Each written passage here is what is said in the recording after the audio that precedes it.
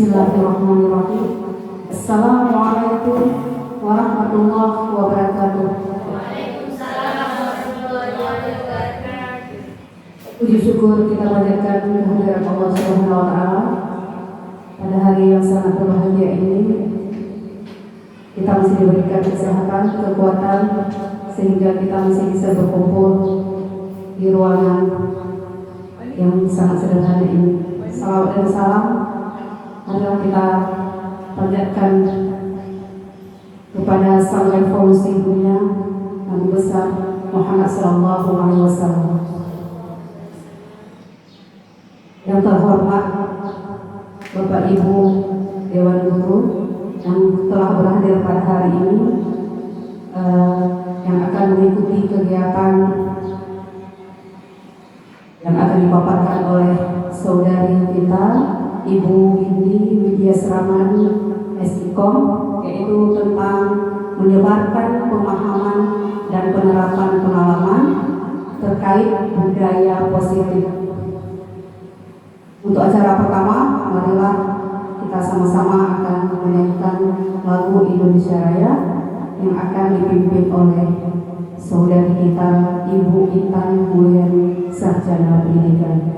Kepada Ibu Intan kami silakan dan diharap kepada Bapak Ibu untuk berdiri semua.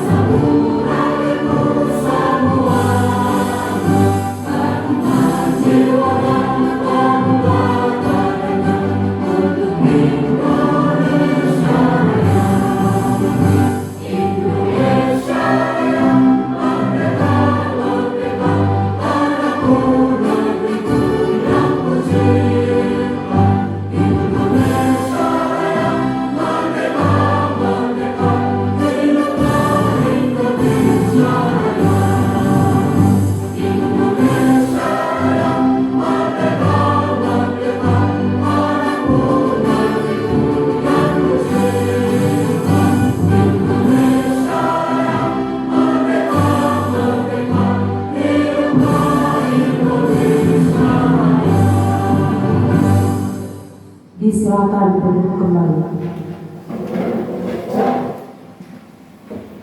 Acara selanjutnya pemaparan terkait penyebaran pemahaman dan penerapan pengalaman budaya positif yang akan dipaparkan oleh Ibu Windy Widyasramani SIKOM. Kepada Ibu disilahkan.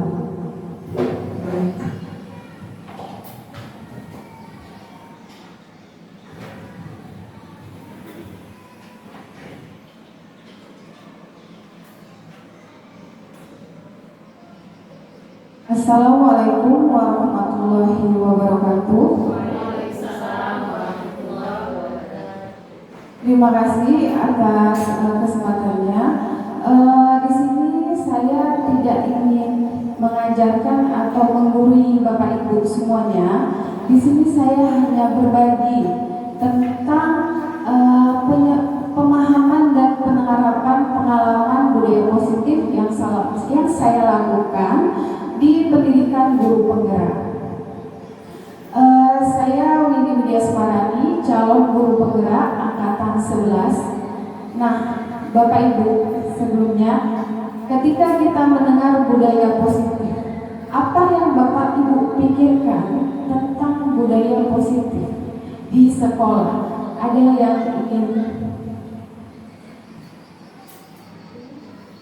yang ingin mengutarakan? Ibu? Menurut saya budaya positif itu adalah sesuatu kebiasaan yang bernilai yang unsurnya itu sesuatu yang baik yang dilakukan di sekolah. Ya, benar sekali. Lalu ada yang lain? Seperti apa ya hal yang kita lakukan contohnya, Bapak Ibu? Apa? Contohnya seperti sapa, ganti salam. Ya, benar sekali. Terus ada lagi?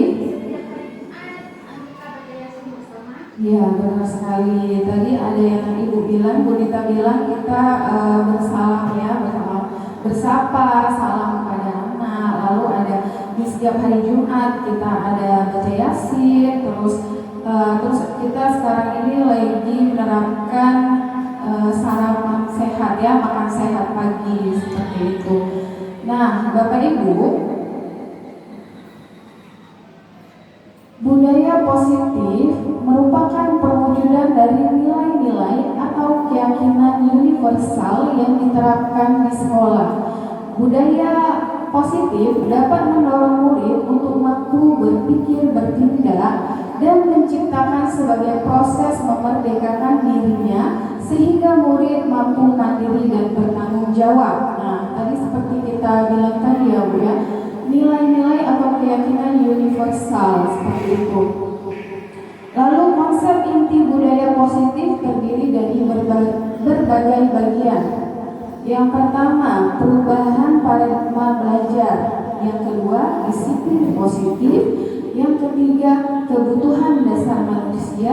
Yang keempat, motivasi perilaku manusia. Yang kelima, posisi kontrol guru. Yang keenam, keyakinan kelas. Yang ketujuh, segitiga restitusi. Pembelajaran dengan paradigma baru. Pembelajaran dengan paradigma baru merupakan pembelajaran yang dirancang berdasarkan prinsip pembelajaran yang berdiferensiasi, sehingga para peserta didik belajar sesuai kebutuhannya berdasarkan tahap perkembangannya sesuai teori psikologi modern untuk mewujudkan profil pelajar Pancasila. Nah, Bapak Ibu, profil pelajar Pancasila sendiri itu memiliki 6 elemen.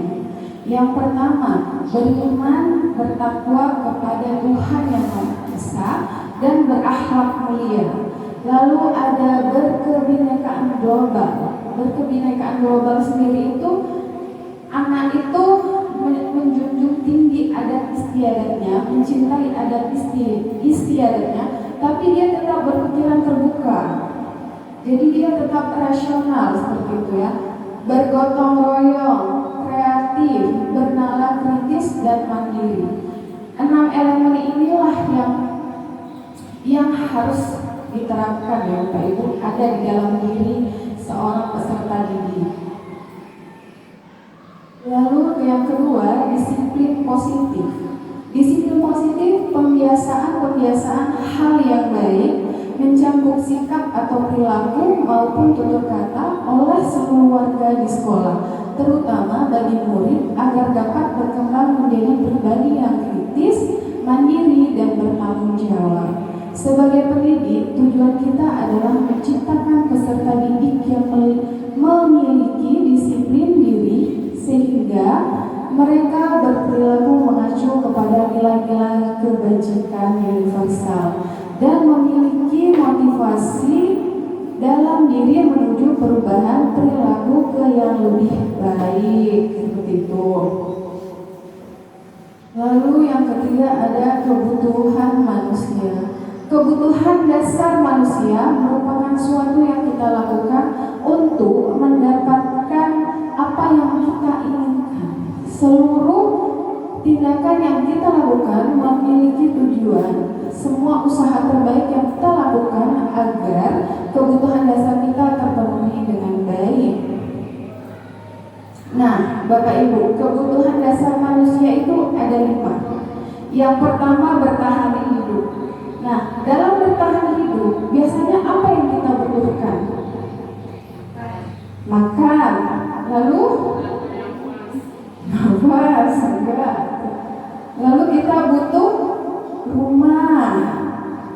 Pakaian.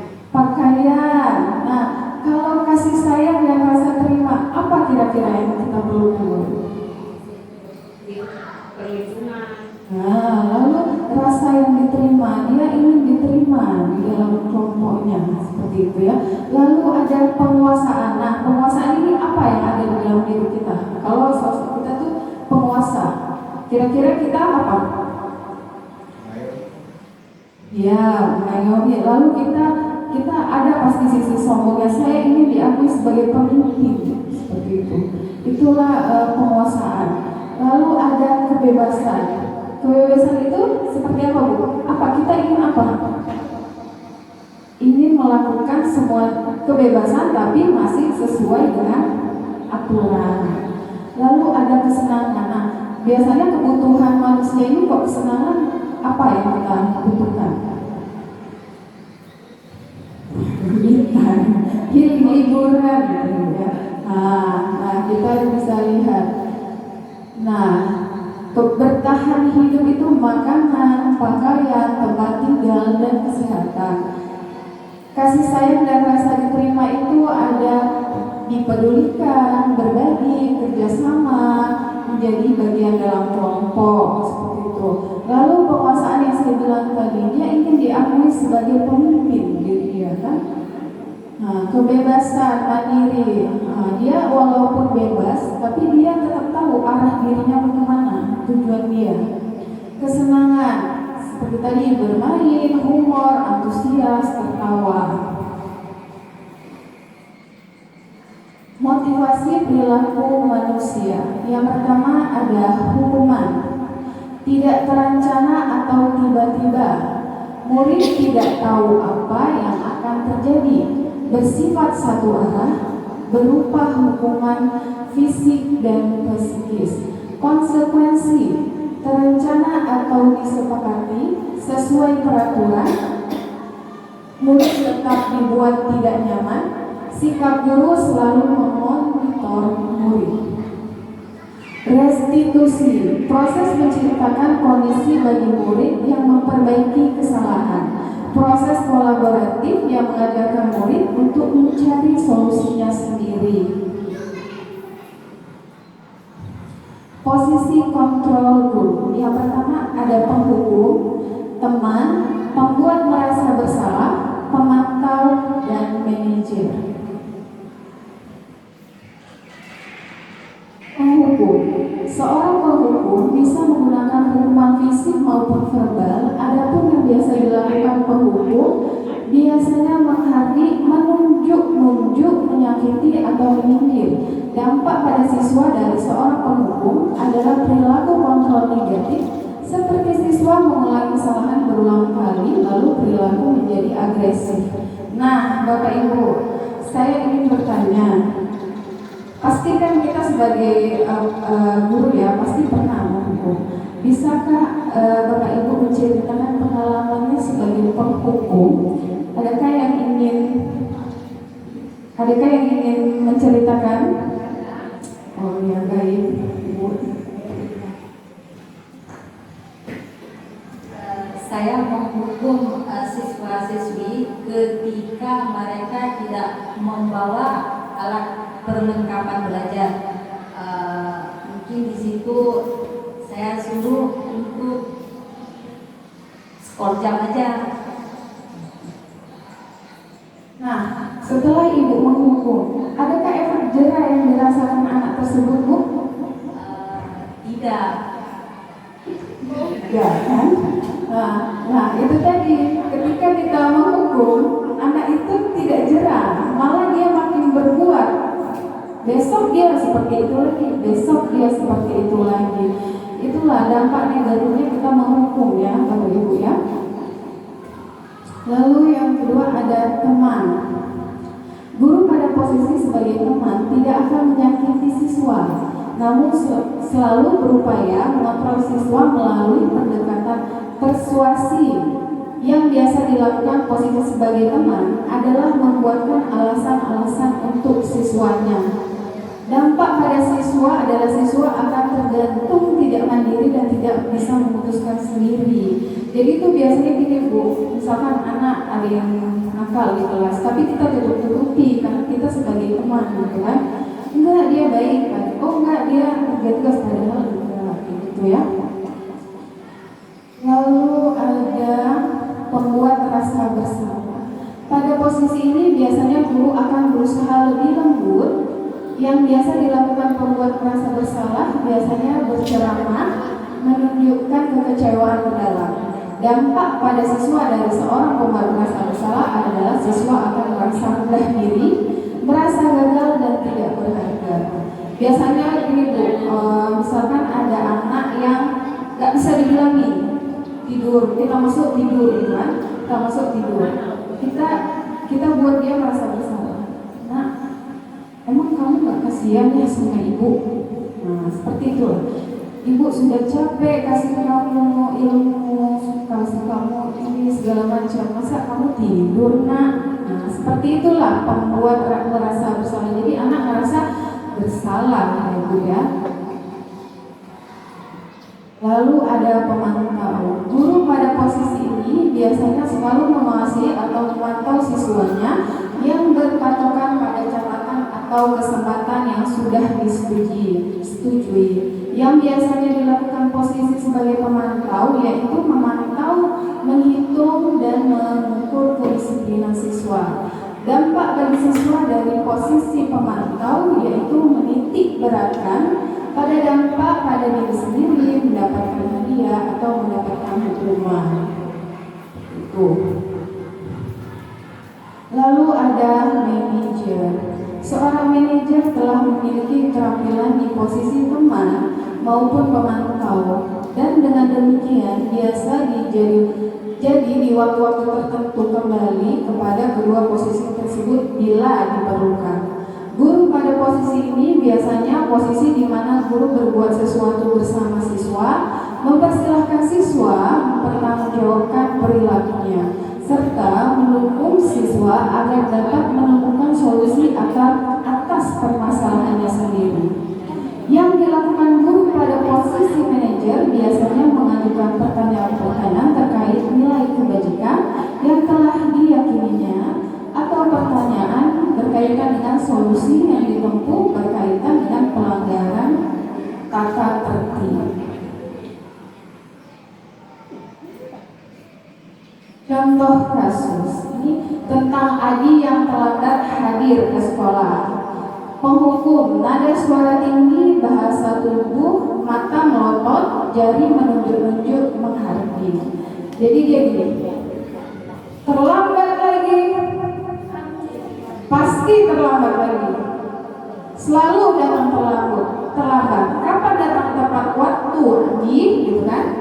Tanyakan pada diri Anda, bagaimana perasaan murid bila guru berbicara seperti itu pada saat muridnya datang terlambat.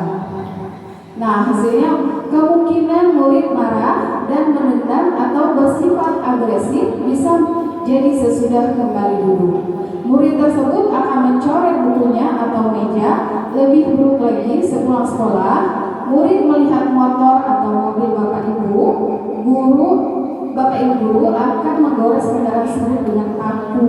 Nah, itu biasa itu murid yang mendendam sekali ya ibu ya. Kita tegur sedikit, kita hukum sedikit, pulang-pulang awas nih bapak ibu pulang nanti. Itu. Lalu ada yang kedua, pembuat merasa bersalah. Ini yang seperti saya bilang tadi, terlambat lagi, pasti terlambat lagi, selalu datang terlambat. Kapan bisa datang tepat waktu? Adi, kamu ini bagaimana ya? Kamu sudah berjanji dengan ibu tidak akan terlambat lagi. Kamu kenapa ya senang sekali mengecewakan ibu? Ibu benar-benar kecewa sekali. Jadi kita kayak memelas gitu, bahasanya kayak merendah supaya anak iba sama kita.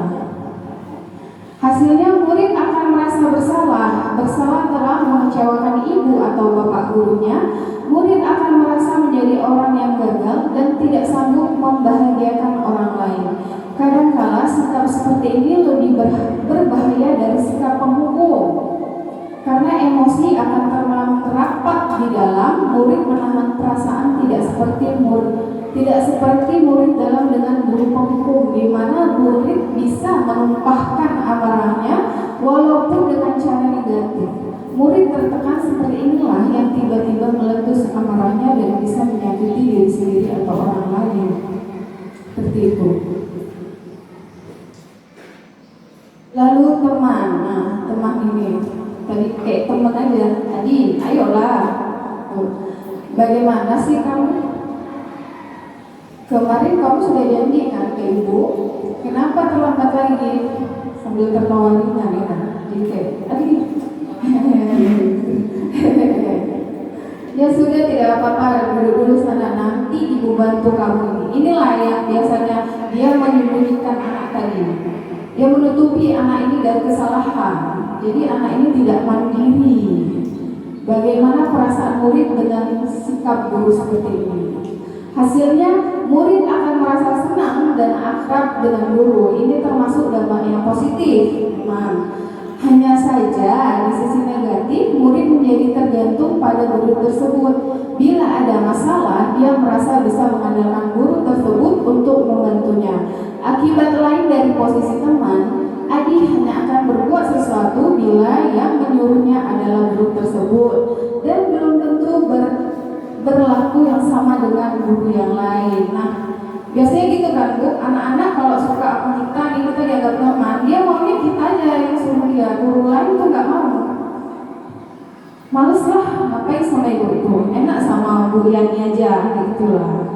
Karena dia udah menganggap teman, dibantu, sering disembunyikan kesalahannya, begitu. Lalu ada pemantau.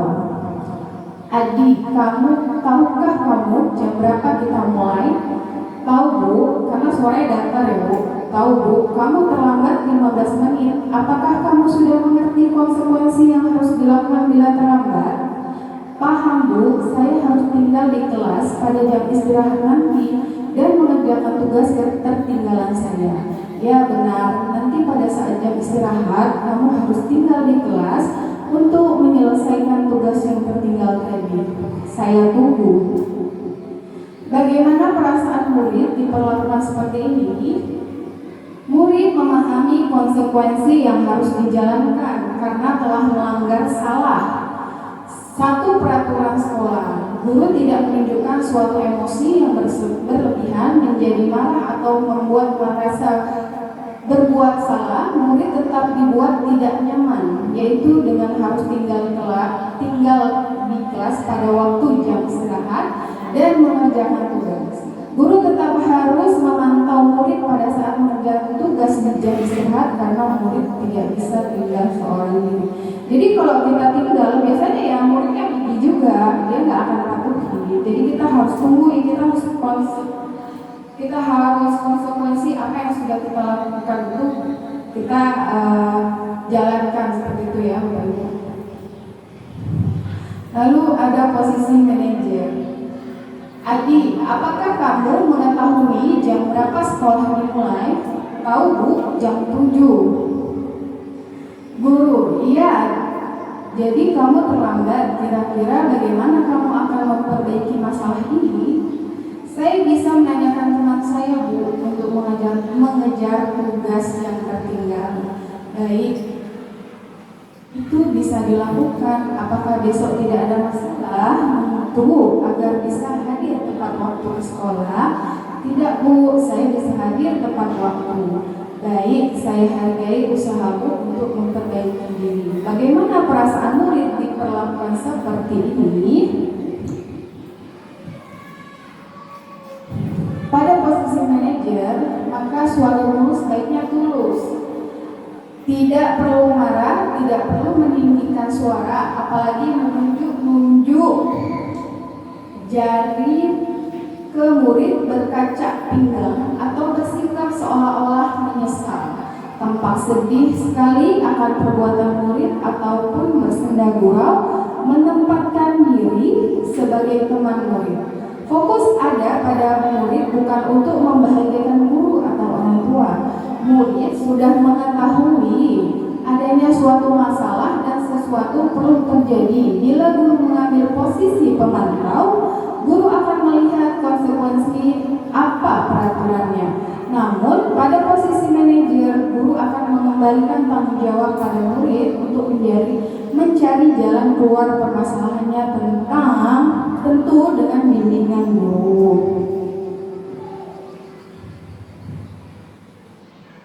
Nah, Bapak Ibu, di sini posisi kontrol, apakah saya kecewa sekali dengan kamu? Kira-kira apa? Penghukum, pemantau, penghukum? Apa kira-kira Bu?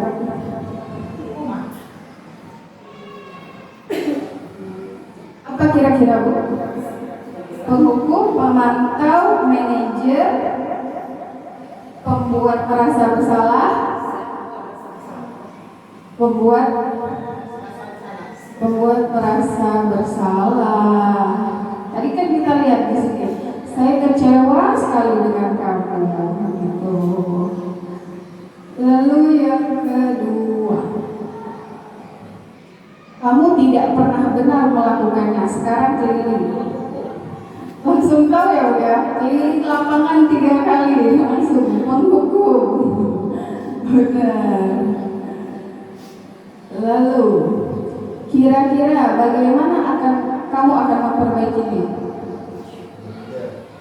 Ya, manajer, betul sekali. Lalu, ayo lakukan demi Bapak Ibu. Apa Bu?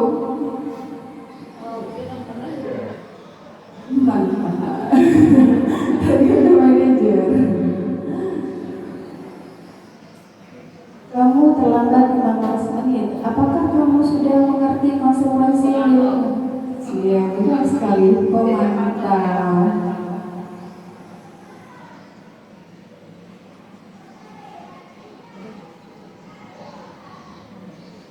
Nah, yang keenam, keyakinan kelas. Keyakinan kelas merupakan kesepakatan kelas yang diyakini bersama guru dan murid dengan harapan dapat meningkatkan kedisiplinan murid. Keyakinan kelas berupa pernyataan universal dibuat dalam bentuk positif dan bersifat abstrak. Keyakinan kelas hendaknya tidak terlalu banyak sehingga mudah diingat dan dipahami. Semua warga kelas ikut berkontribusi dalam perbuatan keyakinan kelas lewat kegiatan mengutarakan pendapat. Nah, Bapak Ibu, biasanya ini keyakinan kelas ini selalu kita buat ya. Pasti Bapak Ibu di sini sudah wali kelas terutama, pasti sudah pernah membuat keyakinan kelas kan? Oke, baik. Selanjutnya kita akan ini contoh dari keyakinan kelas.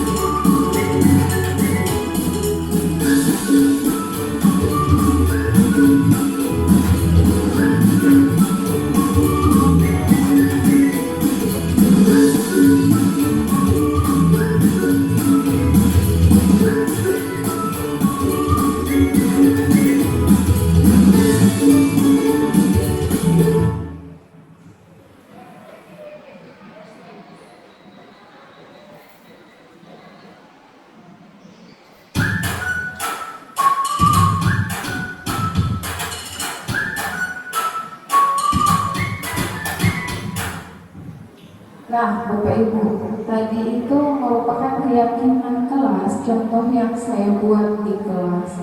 Nah, awal pertama itu kita pasti sebagai guru kita memberikan contoh apa sih kita pertamanya itu memberikan pandangan kepada mereka keyakinan kelas itu apa. Lalu kita memberi contoh apa keyakinan kelas yang harus kita buat nih. Kita kan mau anak itu menyuarakan suaranya ya Bapak Ibu untuk membuat keyakinan kelas yang akan mereka patuhi nanti. Jadi awalnya kita nanya dulu kan, anak memberikan contoh, kita memberikan contoh, anak mulai mau, oh iya Bu, biasanya kira-kira apa ya Bu peraturan, bukan peraturan, keyakinan kelas apa yang biasanya apa Bu? Kita biasa membuat keyakinan kelas itu apa biasanya? Datang tepat waktu, dilarang beli teman, lalu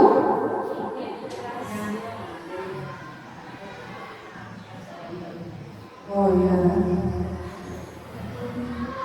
nah tidak boleh membuli seperti itu. Jadi kita kasih tahu nih contoh-contoh anak supaya anak itu mau. Lalu kan kita supaya menarik itu kita kasih kertas kecil tuh segini no. Jadi anak menarik. Biasa anak-anak tuh kita kasih sedikit aja yang beda itu dia pasti bakal langsung melaksanakan. Kalau kita cuma ngomong kayak ini dia anak-anak mau sana ya sini. Kalau kita kasih sesuatu yang beda, kita ayo anak-anak maju ke depan, kita ini sama-sama seperti itu kan. Pasti anak-anak tertarik akan membuat keyakinan kelas. Jadi nanti ketika keyakinan kelas itu dibuat oleh anak-anak, kita kelompok-kelompokkan. Kita pilih mana yang bisa, mana yang kita pilih. Oh ini bagus, seperti disiplin positif, ya kan? Disiplin. Seperti disiplin tadi membuang sampah, piket, itu datang tepat waktu, seperti itu. Lalu kita tanya lagi, anak-anak gimana? Setuju nggak sama apa yang sudah kita buat? Jangan nanti kita udah buat, anak-anak nggak setuju. Itu nggak bisa. Jadi kita harus minta persetujuan mereka juga. Jadi kita sama-sama, kita mau dan anak juga mau, begitu ya. Lalu ketika sudah setuju, kita biasanya supaya anak-anak ini tidak melanggar, tidak apa, maka kita sedikit ini ditandatangani ya nak, seperti itu. Ini ditandatangani ya nak, supaya mereka merasa oh ini beneran, ya memang beneran. Tapi kadang kan adalah sisi anak itu pasti melanggar kan. Tapi kalau kita udah tandatangani itu biasanya anak-anak suka seperti itu dulu ya. Lalu ada segitiga restitusi. Suatu proses dialog yang dijalankan oleh guru agar dapat menghasilkan murid yang mandiri dan bertanggung jawab. Jadi di situ ada gambar Ibu, Bapak Ibu, di situ ada gambar segitiga restitusi. Yang pertama menstabilkan identitas, yang kedua validasi tindakan yang salah, yang ketiga menanyakan keyakinan. Menstabilkan identitas, berbuat salah itu manusiawi. Tidak ada manusia yang sempurna. Bapak Ibu juga pernah melakukan kesalahan itu. Bapak Ibu tidak tertarik mencari siapa yang salah, tapi Bapak Ibu ingin mencari solusi dari permasalahan ini. Lalu ada kamu berhak merasa begitu. Jadi ketika kita segitiga restitusi ini, ketika anak berbuat salah, kita tidak boleh mengkritik anak salah. Kamu salah, itu nggak boleh ya, Bapak Ibu ya. Tapi kita harus berkata dengan baik seperti itu. Nah, nggak apa-apa, semua orang itu pernah bersalah. Tapi bagaimana kita mencari solusi untuk anak tersebut ya, bukan menyalahkan anak tersebut. Karena kita kan manusia, pastilah manusia itu mana ada yang sempurna. Pasti kita pernah melakukan kesalahan.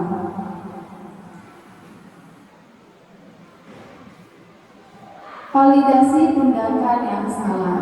Kamu pasti punya alasan mengapa melakukan hal itu. Padahal kamu bisa melakukan yang lebih buruk dari ini ya. Kamu patut bangga pada dirimu sendiri karena kamu telah melindungi sesuatu yang penting buatmu. Jadi kita tanyakan, kamu ngelakuin itu pasti kamu ada alasannya kan?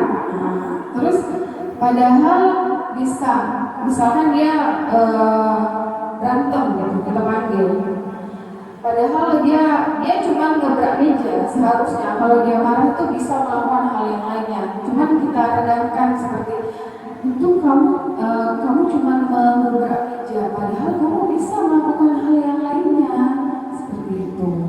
Karena itu biasa kalau anak marah itu nggak apa-apa ya Bu, tapi dia cuma cukup menggebrak meja aja. Disitulah dibilang tadi. Padahal kamu bisa melakukan yang lebih buruk dari ini.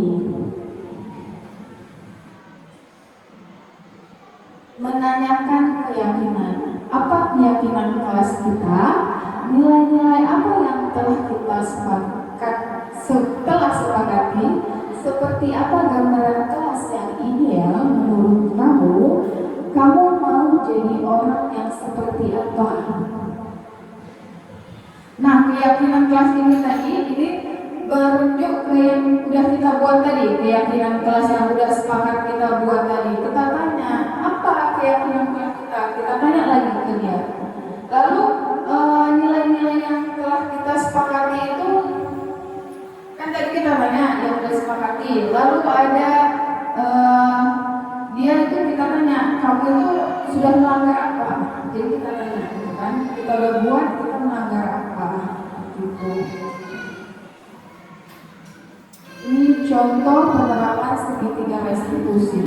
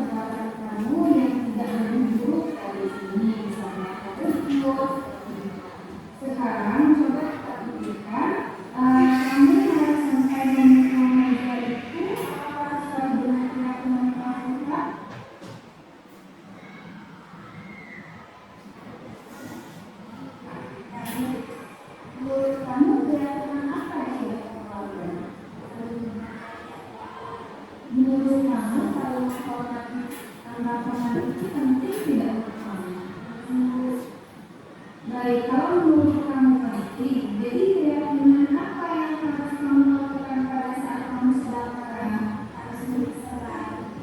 Kamu bersedia memperbaiki masalah ini? Apa yang kamu lakukan untuk memperbaiki masalah ini? Saya harus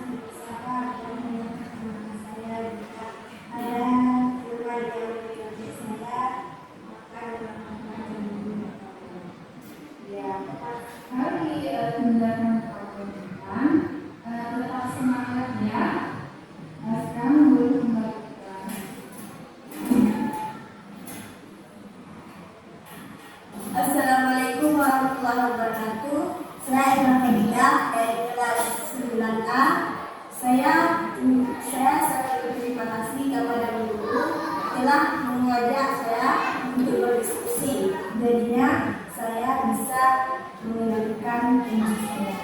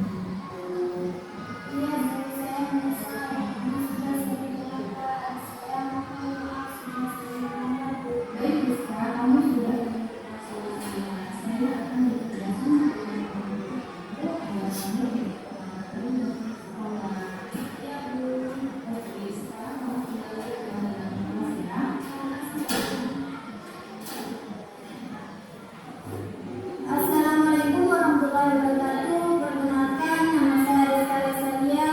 Saya dari kelas 9A. Saya berterima kasih kepada ibu guru yang sudah ajak berdiskusi, dan saya juga senang mendengarkan solusinya.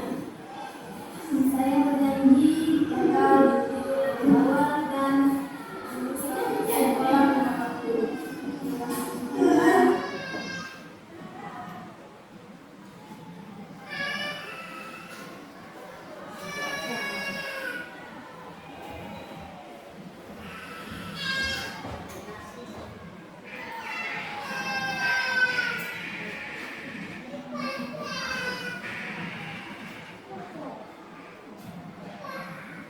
Intan, tadi saya dengar kamu berantem ya dengan David.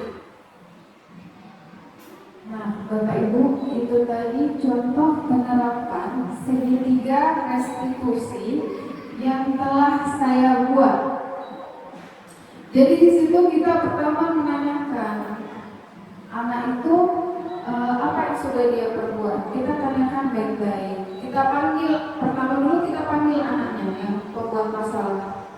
Kita panggil, kita tidak bisa menyalahkan anak langsung, kita salahkan di depan kalau yang namanya, karena itu akan membuat anak itu jiwa apa ya, dia merasa tertekan, dipermalukan, seperti itu ya, Bapak Ibu ya.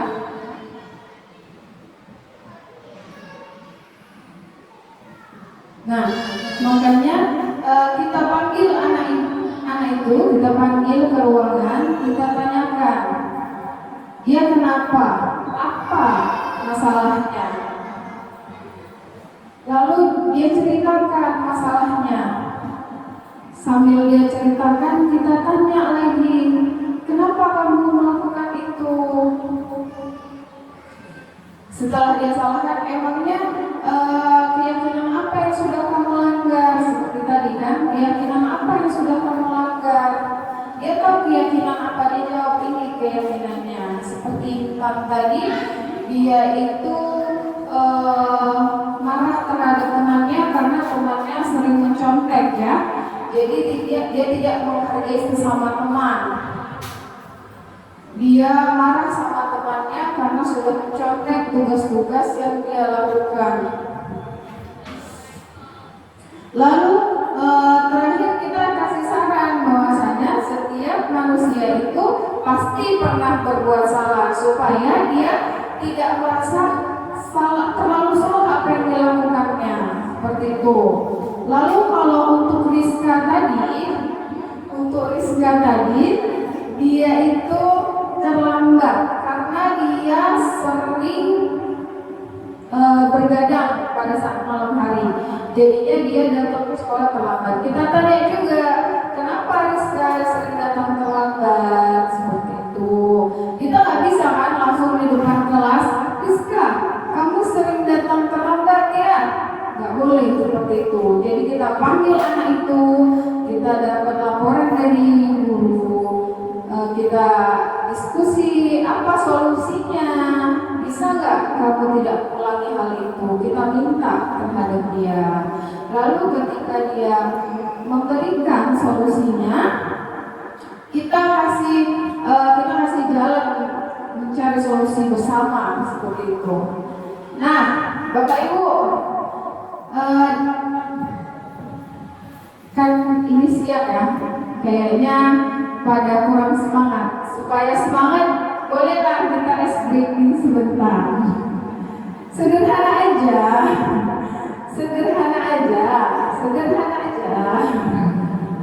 Saya cuma tepuk kalau pagi sekali, siang 2 kali, malam tidak terulang.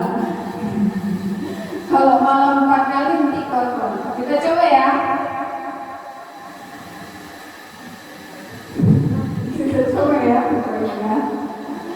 Pagi, siang, pagi, malam. Malam tidak cukup, kurang konsentrasi. Kita ulang ya Bapak Ibu ya. Malam kurang konsentrasi. Lagi siang, malam, pagi, siang, malam. Nah, udah konsentrasi semuanya. Supaya kita semangat ya Bapak Ibu ya.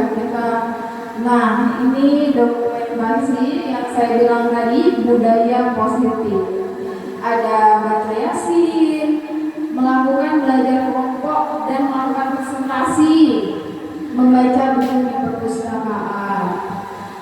Baca Yasin setiap Jumat itu selalu kita lakukan ya Bapak Ibu ya. Memang kewajiban. Memang kita, apalagi kita di daerah Aceh gitu kan. Jadi baca Yasin ini sangat diwajibkan. Bukan berarti tidak di Aceh tidak diwajibkan, tapi karena kita spesial di Aceh, jadi ini sudah menjadi rutinitas kita setiap Jumat pagi, seperti itu. Lalu melakukan belajar kelompok dan presentasi. Belajar kelompok dan presentasi ini biasanya itu anak-anak ketika kita kasih kelompok belajarnya lain gitu ya, kita kasih kelompok presentasi, biasanya anak juga antusias, apalagi kita lengkapi dengan fokus. Dia bisa pakai laptop yang ada di sekolah, kita lengkapi dengan digital yang ada di sekolah, sarana dan prasarana yang ada di sekolah. Nah, jadi anak-anak semangat untuk presentasi. Jadi belajar bukan yang cuma tulis, sekarang tuh udah nggak ada ya Bu ya, tulis, disuruh mengarah apa seperti itu. Sekarang kita belajar benar-benar sesuai perkembangan zaman, mengikuti zaman, yaitu menggunakan media digital seperti laptop, HP, seperti itu. Lalu pembacaan buku di perpustakaan, membaca. Nah, ini termasuk salah satu budaya positif yang ada. Jadi membiasakan literasi Bapak Ibu ya. Sekarang ini walaupun sudah SMP masih ada yang belum bisa membaca. Kadang mengenal huruf aja mereka belum mengerti, huruf A, B, C itu belum mengerti. Jadi kita membuat literasi, membaca buku di perpustakaan. Kita latih anak-anak supaya sukar membaca seperti itu. Jadi anak-anak yang memang kurang dalam membaca literasi itu bisa pelan-pelan belajar dari kebiasaan membaca buku di perpustakaan. Nah, lalu kebiasaan sarapan. Sekarang ini apalagi yang terbaru ya Bapak Ibu, banyak sekali anak-anak kecil usia segini yang sudah cuci darah. Pasti bagi orang tua ini menjadi concern penting kan, anak-anak jajan apa itu kan nggak bisa dikontrol dari rumah. Anak di sekolah jajan apa, makanya di sekolah kita ini dilarang menjual pemanis yang memakai pemanis buatan, kan? Jadi kita sekarang itu pembiasaan sarapan, makan makanan sehat. Dari kantinnya mendukung, kita sekolahnya kita buat program yang mendukung. Kalau sudah sakit cuci darah tidak bisa lagi kan? Maksudnya itu tidak bisa disembuhkan seperti itu kan Bu. Itu akan berlanjut sampai dia dewasa, sampai tua. Yang sayang kita sendiri, anak-anak jadi apa ya? Tidak produktif kata Bu Yani. Benar Bu Yani. Jadi anak-anak ini kayak mana ya? Dia kurang aktif gitu kan? Sakit. Oh ya, berkarya lagi ya. Tidak bisa berkarya lagi kata Bu Yani, sudah sakit. Lalu ada pembuatan keyakinan kelas. Nah, pembuatan keyakinan kelas ini yang tadi saya bilang, kita sudah menerapkan pembuatan keyakinan kelas ini pasti sudah diterapkan oleh Bapak Ibu wali kelas. Nah, hal ini sangat positif Bapak Ibu. Jadi kalau anak-anak di kelas itu melanggar, kita sudah tidak salah untuk menegur, karena kita sudah perjanjian awalnya, sudah kita sepakati bersama-sama. Tapi anak melanggar. Nah, kita wajib sebagai guru kita menegur, kita kasih konsekuensinya. Nah, biasanya setiap anak melakukan pelanggaran itu biasanya kita kasih konsekuensi. Misalkan membuat seperti yang Bu Nita ini, kalau membuat keyakinan kelas, konsekuensinya apa? Misalnya contoh, anak datang terlambat, misalnya apa Bu konsekuensinya? Oh, spot jam Bu ya, 20 kali ini. Oke, baik.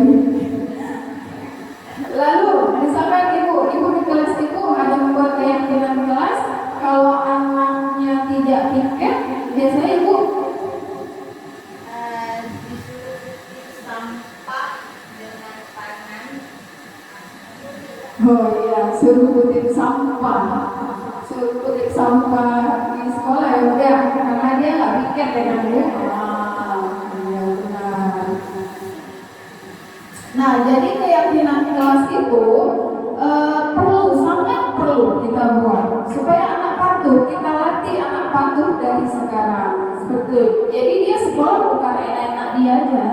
Selain peraturan di kelas, kan kita sudah punya peraturan di sekolah. Nah, jadi ini kita buat lebih kecil lagi di kelas seperti itu. Jadi anak-anak patuh dari sekarang, tidak seenak-enaknya. Oke, Bapak Ibu, karena ini sudah penutup ya. Dalam penerapan disiplin positif, hendaknya guru memiliki standar kepribadian, profesional dan sosial yang baik, di mana guru mampu merefleksi dirinya dalam posisi konsol saat ini. Bagaimana perjalanan dirinya sebagai among atau manajer yang menuntun murid-muridnya menjadi insan yang mandiri, merdeka, dan bertanggung jawab. Standar nasional pendidikan. Maksudnya gimana? Standar nasional pendidikan.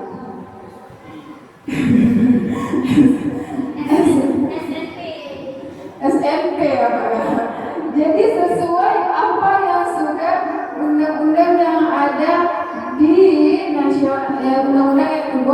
Kemendikbud, Bu. Betul, Bapak Ibu. Jadi kita ini sebagai guru harus punya profesionalitas. Nah, profesionalitas dalam posisi kontrol yang 5 tadi. Masih ingat nggak, Bu? 5 posisi kontrol yang 5 tadi, Bu? Yang pertama tadi, Bu, penghukum, manajer, terus teman, terus memantau. Nah, 5 posisi kontrol tadi harus ada dalam diri kita, Bu. Penghukum, kadang anak itu perlu dihukum, ya Bu ya, karena ada memang itu tidak baik, tapi ada kalanya kita kasih penghukum. Lalu ada teman itu boleh kita teman, tapi ini aja, sewajarnya aja, tidak usah berlebihan. Nanti kok berlebihan tadi, anak-anak mengandalkan kita. Ketergantungan sama kita, seakan-akan kita ini bisa menyelesaikan masalah dia di sekolah ini. Padahal kadang kita ini cuma guru biasa, tapi dia sudah mengandalkan kita, begitu. Lalu yang tadi ada pemantau. Di dalam diri kita ini, kita sebagai pemantau, kita juga harus punya ya posisi kontrol sebagai pemantau. Lalu ada pembuat rasa bersalah. Kadang kita ada sebagian anak yang memang harus kita gitu kan, kita bilang kamu nggak kasih nilainya sama ibu, kayak gitu. Memang harus kita seperti itu supaya anak merasa iya juga ya, aku kasihan ya sama ibu ini. Yaudah, mulai besok aku jadi baiklah, nggak kayak gitu lagi lah, gitu.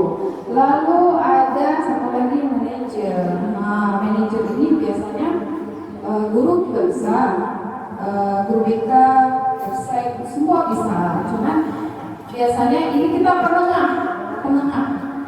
Kita mengarahkan dia, kita supaya kita kasih dia tanggung jawab. Apa yang sudah dia lakukan, kita beri tanggung jawab kepada dirinya supaya menyelesaikan masalah tersebut.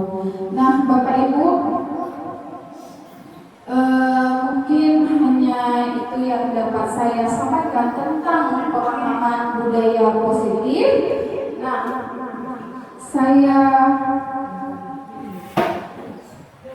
kembalikan ke Ibu Rom.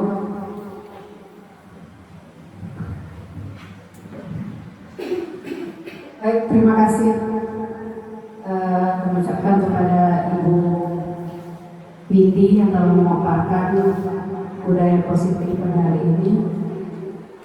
Banyak hal yang dapat kita simpulkan bahwa begitu pentingnya budaya positif kita terapkan di sekolah kita, karena kita sebagai guru bukan hanya mentransferkan ilmu, tapi banyak hal yang perlu kita pelajari menghadapi para peserta didik kita sesuai dengan keunikannya masing-masing. Tidak ada anak-anak yang sama. Demikian untuk hari ini. Sekali lagi kami sampaikan terima kasih kepada Ibu Windy dan juga para Bapak Ibu guru yang telah berhadir mengikuti pemaparan ini. Lebih dan kurang saya ucapkan wabillahi taufiq wal hidayah. Assalamualaikum warahmatullahi wabarakatuh. Waalaikumsalam warahmatullahi wabarakatuh.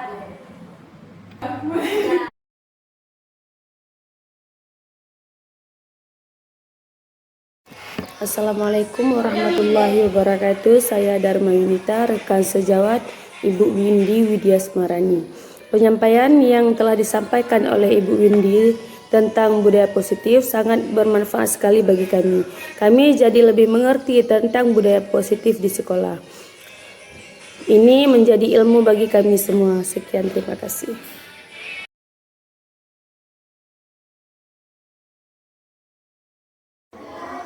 Assalamualaikum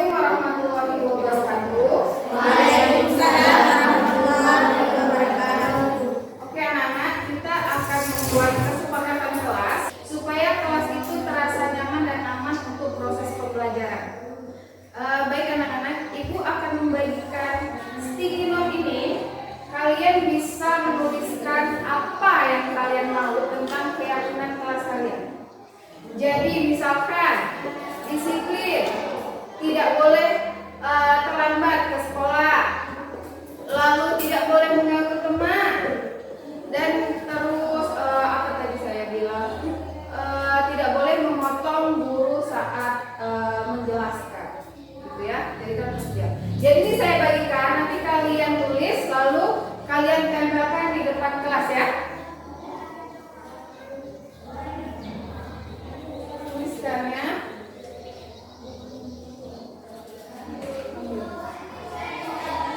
Tuliskan. Dituliskan.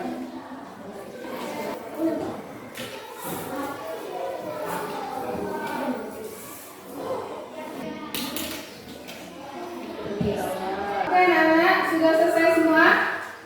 Sudah? Kalau sudah, ditempelkan ke depan. Ayo semua.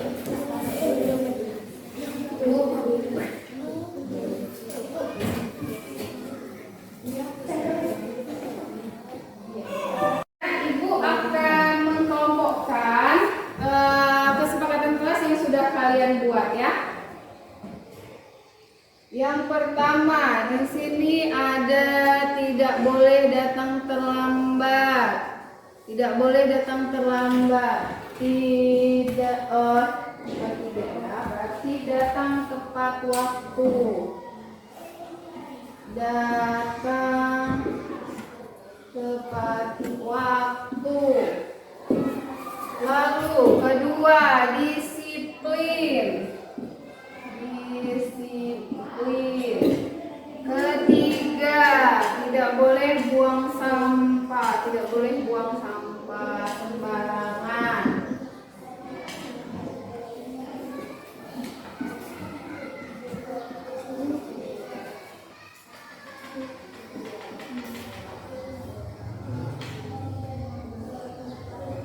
Lalu ada lagi tidak boleh mengganggu teman ya.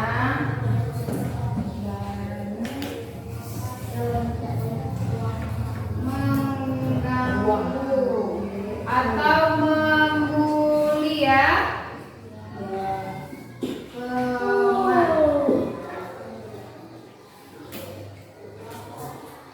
Lalu ada tidak boleh memotong guru.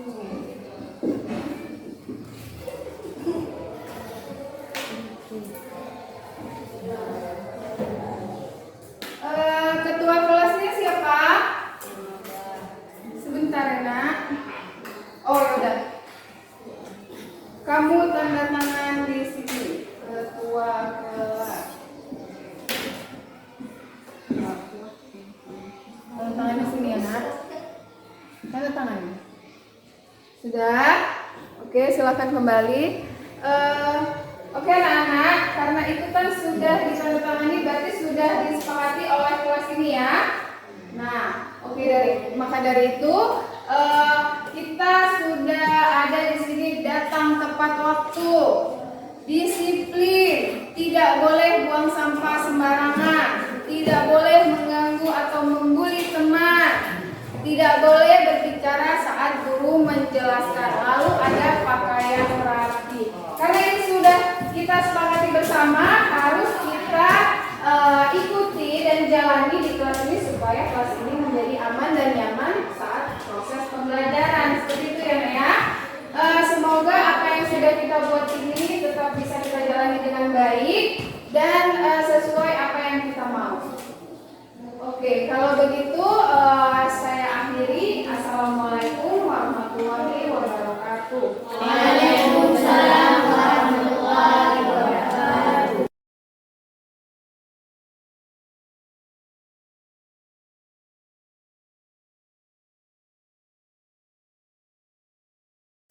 Saya senang. Saya senang.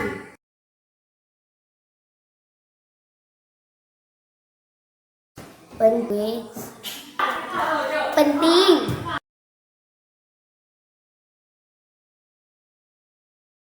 Supaya patuh di dalam kelas. Supaya bertanggung jawab.